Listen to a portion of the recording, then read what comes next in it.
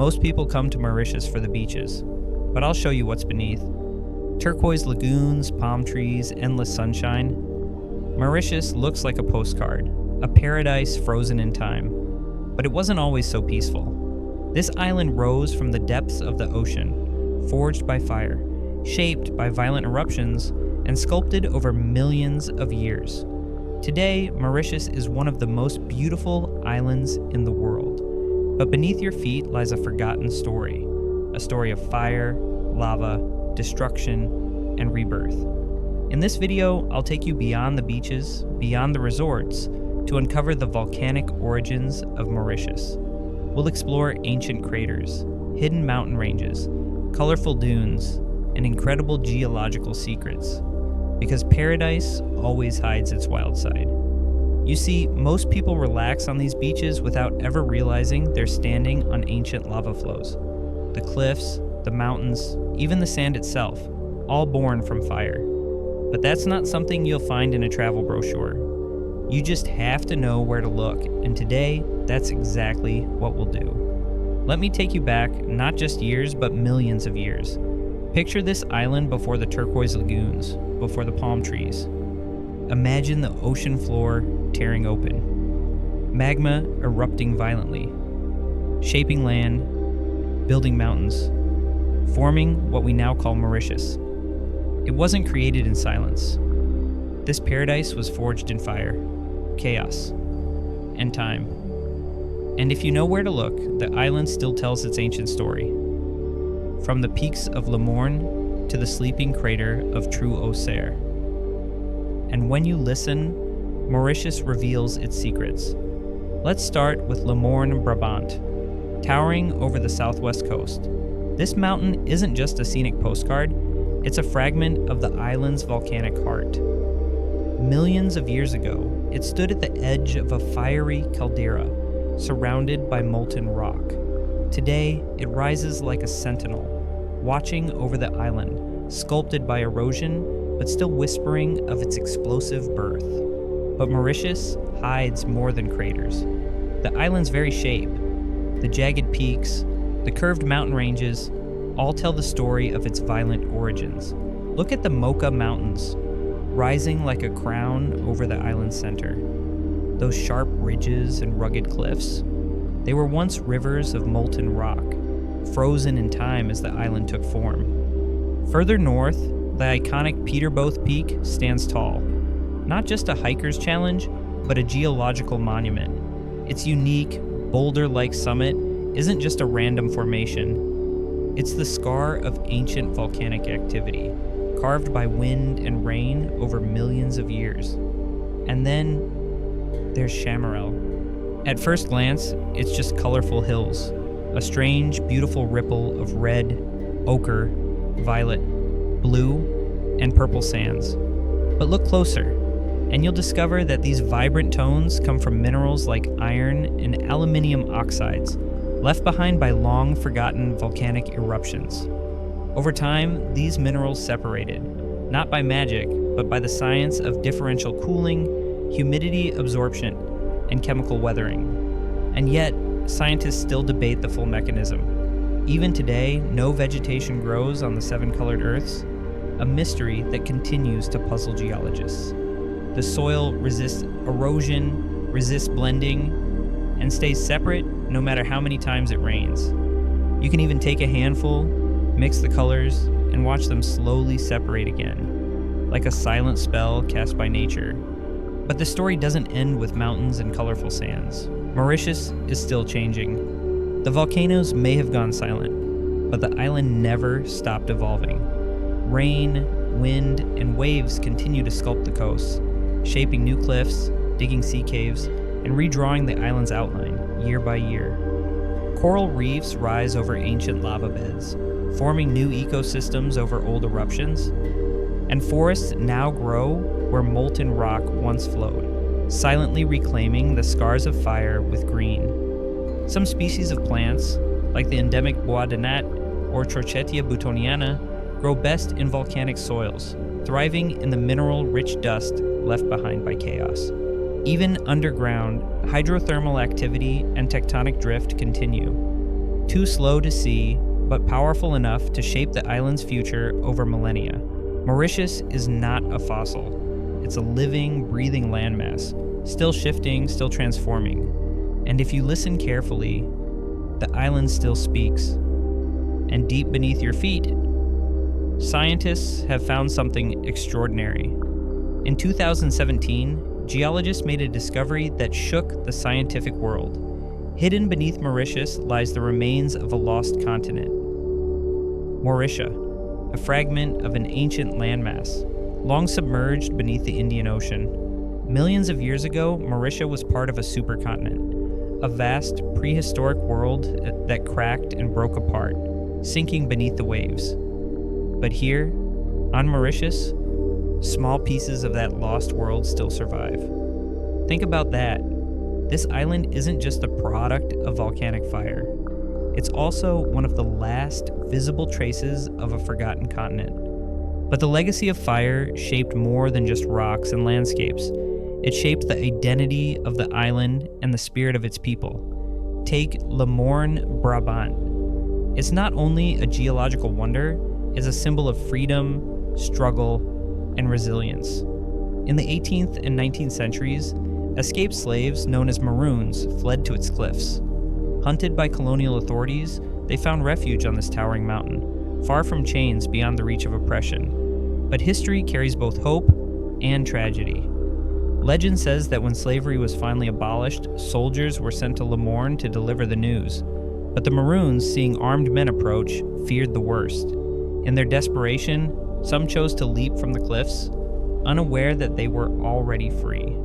Today, Le Morne stands not just as a natural monument, but as sacred ground, a place that remembers both suffering and the unbreakable spirit of those who refuse to live in chains. The cliffs, the valleys, the forests, they all carry the memory of Mauritius's explosive origins, but they also have the beauty of survival, of evolution, of transformation. But some of Mauritius's most spectacular volcanic traces aren't even visible from land. You have to look from above, or beneath the waves. Off the southwest coast near Le Morne lies one of the island's greatest illusions, the famous underwater waterfall. Seen from the air, it looks as if the ocean itself is tumbling into a hidden abyss. Of course, it's not a waterfall. It's an optical illusion, created by sand and silt sliding off the edge of an ancient coastal plateau. But here's the truth. Most visitors don't realize. That edge isn't just sand and currents. It's the rim of a massive underwater drop. A steep abyss that plunges over 4,000 meters, straight down into the depths of the Indian Ocean. A reminder that even beneath the calm surface, Mauritius hides its volcanic scars and its geological mysteries. And if you know where to look inland, the signs continue. Not far from Curepipe, hidden among lush forests and sugarcane fields, lies Bassin Blanc, a volcanic crater, now filled with emerald green water. Locals come here to picnic, to enjoy the view, but few stop to think that this peaceful lake once formed in the mouth of an erupting volcano. Crater lakes like Bassin Blanc are scattered across the island, silent now, but they tell the story of an island born not in calm, but in chaos. And yet, among these scars of fire, some places have become sacred.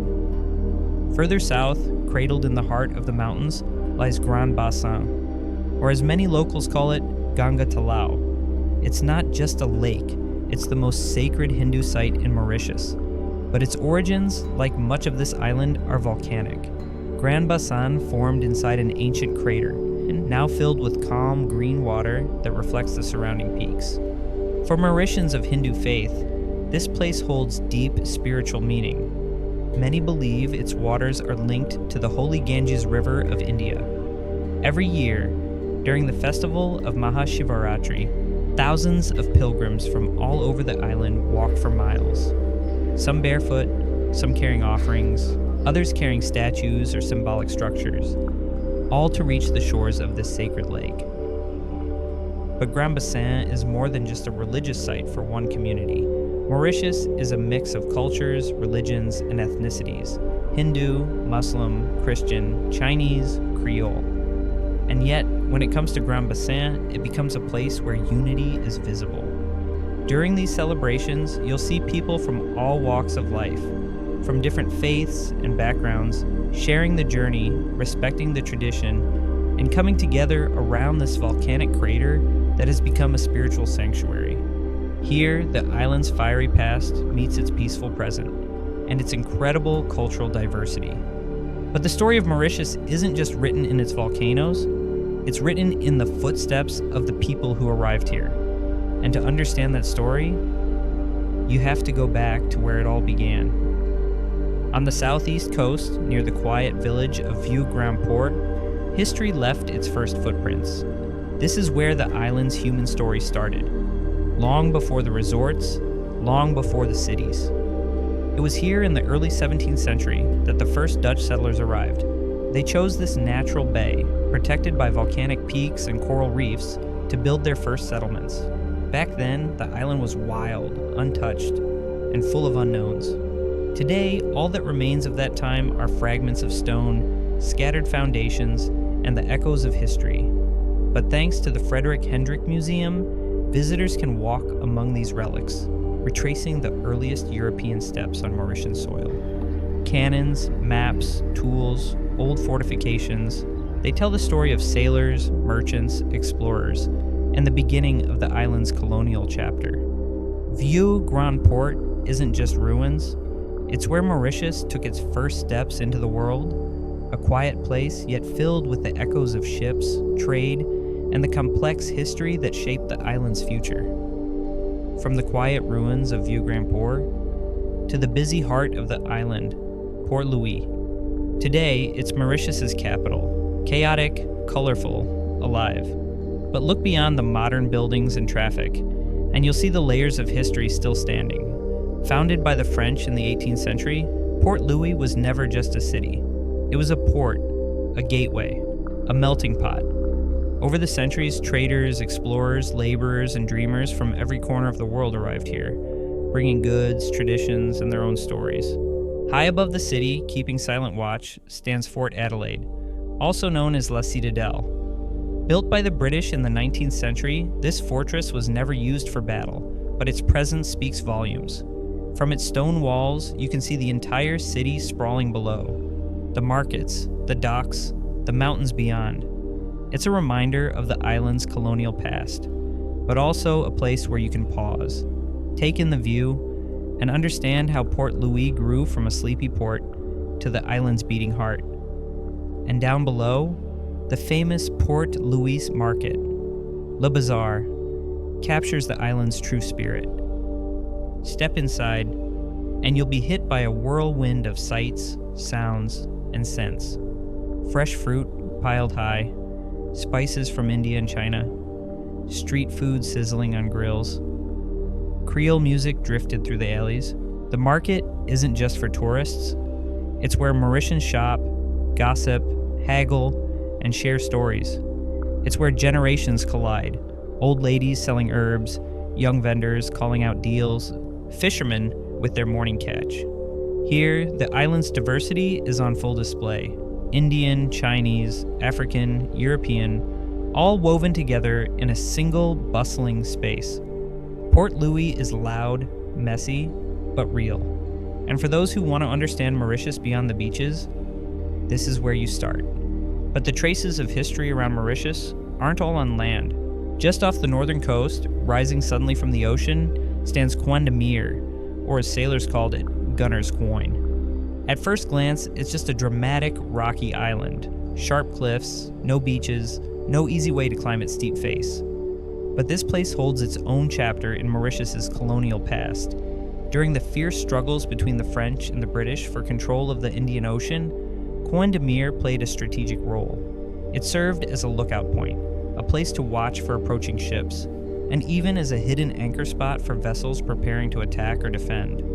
The island's name, Gunner's Coin, reflects its military importance. It wasn't just a rock in the sea, it was a silent witness to naval battles, pirate ambushes, and the complex fight for control over Mauritius and its vital trade routes. Today, no one lives on Coin de Mire. It's a protected nature reserve, home to rare birds and lizards, its cliffs battered by waves, its silence carrying echoes of cannon fire and forgotten sailors. Mauritius may seem peaceful now, but its history, like its landscapes, is carved from conflict and the sea.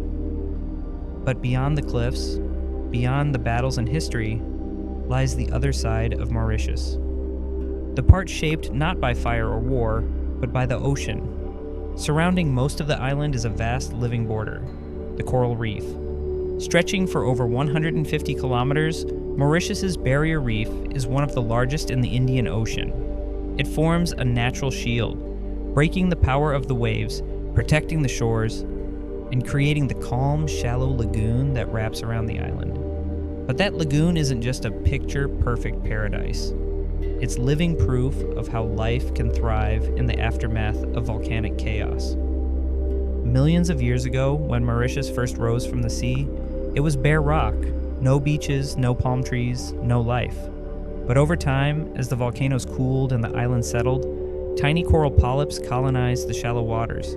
They built colonies, slowly, meter by meter, forming the reefs that today shelter Mauritius. These reefs are more than just beautiful. They're vital. Home to sea turtles, dolphins, tropical fish, a world of color and movement hidden beneath the surface. They protect the beaches from erosion. They support fishing and the livelihoods of local communities. They attract divers, scientists, and explorers from around the world. But like everything on the island, the reefs are fragile.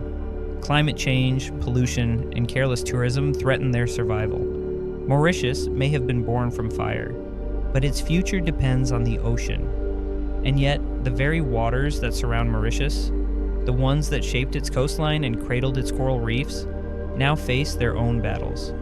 Rising sea levels, bleaching events, plastic waste. The threats are real, but so is the resilience.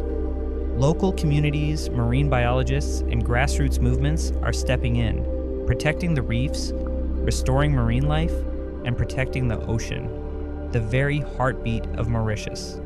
Because here in Mauritius, survival has always meant adaptation, from fire to water, to whatever comes next. If you want to understand Mauritius, don't just look at the landscapes, taste it. The island's history, its diversity, its spirit, all of it comes together on the plate. Mauritian food isn't one single tradition, it's a blend. A fusion born from centuries of migration, trade, and culture. You'll find Indian spices, Chinese noodles, African roots, French techniques, Creole flavors, all mixing together on this tiny island. But it's not about fancy restaurants or hotel buffets. The real taste of Mauritius.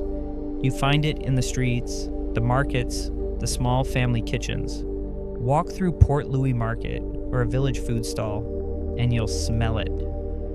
Fresh dole puree filled with curry and chili sauce, sizzling gato pima, fried chili cakes perfect with a beer, sweet Neapolitains melting in your mouth, fresh seafood grilled on the beach. And of course, no true Mauritian moment is complete without a cold bière Phoenix. More than just a drink, it's part of our identity. Born right here on the island, served in every bar, beach, and family gathering, it's a taste of home that every Mauritian knows and loves. And if you've been to Mauritius, you've tasted this for sure. Mean fryer, fried noodles, steaming hot with chicken, shrimp, or vegetables. Fast, simple, and addictive. Or Rees fryer, fried rice packed with flavor. A humble classic you'll find everywhere, from beach stalls to family tables. And for those who love spice, rougaille, a rich tomato-based sauce that finds its way onto fish, chicken, and even eggs. The flavors are bold, simple, honest. This is how we eat here. Not because it looks good on Instagram, but because it's how families come together, how cultures mix, how stories are shared. Mauritian food isn't fancy, it's real. And once you've tasted it, you'll never forget this island. But Mauritius isn't just landscapes and food. The island has a rhythm, a heartbeat, a sound that once you hear it, stays with you forever. That sound is the Sega, born from the struggles of the past, from the pain and hope of enslaved people. Sega is more than just music. It's a cry of freedom, a celebration of identity, and the purest expression of the Mauritian soul. The rhythm starts with the ravan, a simple drum stretched with goatskin, beaten by hand. No fancy instruments, just raw sound. Then comes the maravan, the triangle, and finally, the voices. Creole words, proud and playful, telling stories of love, life, struggle, and joy. Sega isn't for tourists, it's for us. It's for families on the beach, for village celebrations, for weddings, for nights when the only light comes from a bonfire and the ravan keeps beating. You can see performances in hotels or festivals, but the real Sega, that happens when the music starts and nobody's watching, only feeling. Because on this island, the beat of the ravan is the beat of the people. Mauritius is many things. It's history, it's culture, it's food, it's the rhythm of Sega echoing from a beach at sunset. But for some, it's also a luxury escape. And trust me, the island knows how to leave you breathless. Scattered along the coastline, hidden between palm trees and white sand, are some of the world's most exclusive resorts. 5-star hotels, private villas, golf courses, infinity pools, all designed to make visitors feel like they've stepped into paradise. And I'll tell you honestly, these places are breathtaking. They're not just hotels, they're dreams, sculpted into reality. You wake up to the hush of the ocean, step out onto a private terrace where the lagoon stretches endlessly in every shade of blue. Palm trees sway, the breeze carries the scent of sea salt and frangipani, and for a moment, it feels like time stands still. It's the kind of beauty you don't just see, you feel it in your chest. And honestly, it's impossible not to fall in love. But as a Mauritian, I'll tell you, the real luxury of Mauritius isn't just in the 5-star resorts. It's in watching the sunrise from the beach with a hot gato pima. It's in sharing a cold bière phoenix with friends after a long day. It's in hearing the ravan beat under the stars. Let's be honest, these luxury hotels are stunning, built with care, designed to impress, and they do. And soon, in another video, I'll take you a little closer. I'll show you what these places really look like, from the inside. But the real Mauritius, you only find it when you step outside the walls and live it. The north of Mauritius is different. It's not just beaches and sunsets, though you'll find plenty of those. It's a mix of quiet fishing villages, hidden coves, and places where luxury meets real life. Grand Gobe, on the northeastern tip, captures that contrast perfectly. It's peaceful, laid back, with small boats rocking gently in the lagoon, fishermen bringing in their daily catch, kids playing barefoot by the shore. But alongside that, you'll find elegant resorts tucked between coconut palms, boutique hotels with ocean views, and private villas hidden behind tropical gardens. The sea here is calmer. The beaches stretch out, untouched in places. And the sunsets, they hit different when you're far from the crowds. But the real north isn't just Grand Gobe, it's a region of contrasts, where silence and celebration exist side by side. Drive along the winding coastal road, and you'll pass Grand Bay, the beating heart of the north. By day, it's calm. Fishing boats bob gently in the lagoon, while locals sip coffee in roadside cafes. But when the sun goes down, Grand Bay transforms. The streets come alive with energy, beach bars pulse with music, restaurants spill onto the sidewalks, and the scent of grilled seafood mixes with the warm breeze from the ocean. Here, you'll find both tourists in linen shirts and Mauritians out for a night with friends. The market buzzes with color, spices, crafts, tropical fruit piled high. And just around the corner, a boutique sells handmade parillos while Sega music plays from a nearby shop. It's not just a destination, it's an experience. I remember coming here as a kid sitting on the pier in Grand Bay with a small paper pouch of Gato Pima and an ice-cold Fanta, watching the boats disappear into the sunset. Not knowing then that this island held stories deeper than the sea itself. But the charm of the North doesn't stop there. Just a few minutes away, you'll stumble upon tiny coves with no names, hidden beaches known only to locals, and sleepy villages where the pace of life slows down again. That's the beauty of the North. It doesn't ask to impress you, it simply invites you to explore.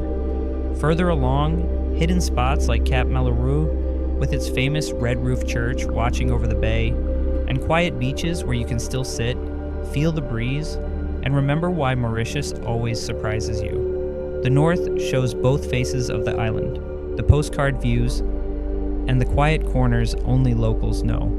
But head west, and Mauritius changes again. Here, the coast stretches wide and open. Long, sun-drenched beaches, gentle waves, and skies that turn gold at sunset. Fleek-en-Floc is the heart of the West, a place where weekends feel like holidays and time slows to match the tide. The beach is endless, lined with casuarina trees and buzzing with life. Families picnic under the shade, kids chase waves, and old Sega songs drift from portable speakers. But it's only when the tide pulls back that the ocean shares its quiet secrets. In the early morning light, when the tide retreats, the lagoon unveils a secret world.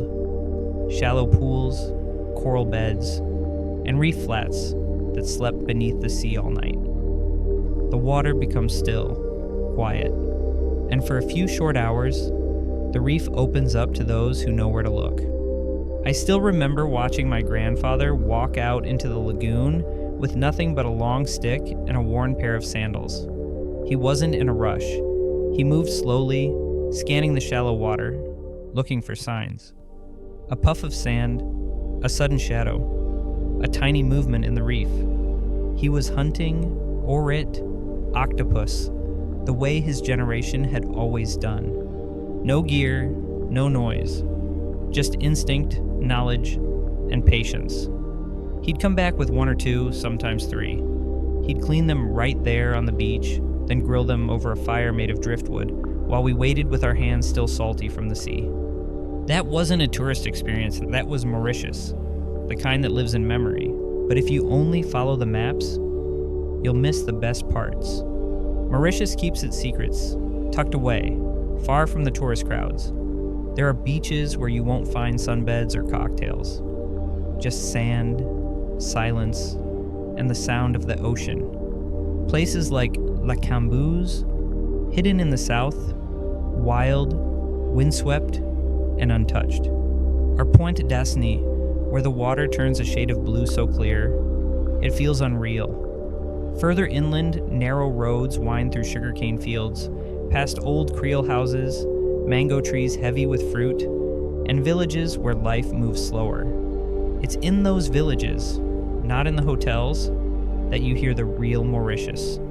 The chatter in Creole, the clatter of Ravon drums during a family party, the smell of curry, fried noodles, and fresh bread drifting from small kitchens. Drive up into the hills, and you'll find forgotten viewpoints. Waterfalls hidden in the forest, trails that lead to rocky cliffs where the only audience is the wind and the waves. This isn't the Mauritius you see on postcards. It's the Mauritius we know, the one you won't find in a guidebook, but in the silence, in the stories, if you listen closely. The thing about Mauritius is, the more you explore, the more you realize it's impossible to define this island with just one image. It's not just luxury hotels or fishermen in their pirogues. It's not just volcanic peaks or perfect beaches. It's not even just the music, the food, or the sunsets. It's all of that. And it's the spaces in between. It's the quiet moments. Driving through the sugarcane fields, windows down, the smell of the ocean in the air. It's the sound of Creole laughter in a small village, far from the tourist routes. It's the rhythm of the Ravon echoing at a family party, the spices from street food, the salt on your skin after a swim. Mauritius is complicated. It's history and struggle, beauty and resilience, nature and culture, all woven together on this tiny island in the Indian Ocean. And the truth is, you can't understand it until you feel it, until you step off the postcard, until you look beyond the beaches, beyond the resorts, beyond the cliches. That's what this channel is about. That's what M360, Inside Mauritius, is here to show you. Mauritius isn't just a destination, it's a story written in volcanic rock, in crashing waves, in ancient legends, and the faces of its people. It's not always perfect, it's not always peaceful, but it's real. It's the rhythm of Sega echoing through the night. It's the quiet strength of Morne standing against the ocean.